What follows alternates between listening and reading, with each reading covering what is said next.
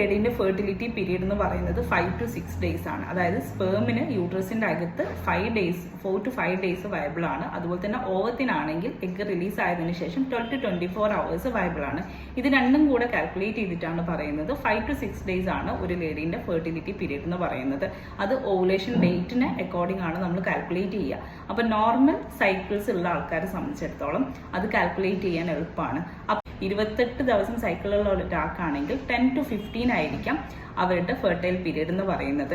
30 ദിവസം സൈക്കിളുള്ള ഒരാൾക്ക് 12 to 17 ആയിരിക്കാം അവരുടെ ഫെർട്ടിലിറ്റി പീരീഡ് എന്ന് പറയുന്നത്. അതുപോലെ തന്നെ 32 ദിവസം റെഗുലർ സൈക്കിളുള്ള ഒരാൾക്ക് 14 മുതൽ 19 വരെ ആയിരിക്കും അവരുടെ ഫെർട്ടിലിറ്റി പീരീഡ് എന്ന് പറയുന്നത്.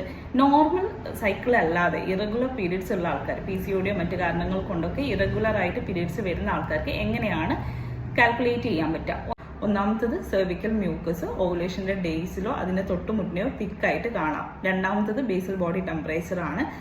മൂന്നാമത്തത് എന്ന് പറയുന്നത് ലോവർ അബ്ഡോമിനൽ പെയിൻ ആണ്. അവരിലും കാണണം എന്നില്ല, ചില ആൾക്കാരിൽ ലോവർ അബ്ഡോമിനൽ പെയിൻ മൈൽഡായിട്ട് വരാറുണ്ട്. ഇതൊന്നും അല്ലാതെ ഒന്നെങ്കിൽ ഓവുലേഷൻ കിറ്റ് യൂസ് ചെയ്യാം, അല്ലെങ്കിൽ അബ്ഡോമിനൽ സ്കാനിങ് വഴിയും ഓവുലേഷൻ മനസ്സിലാക്കാം.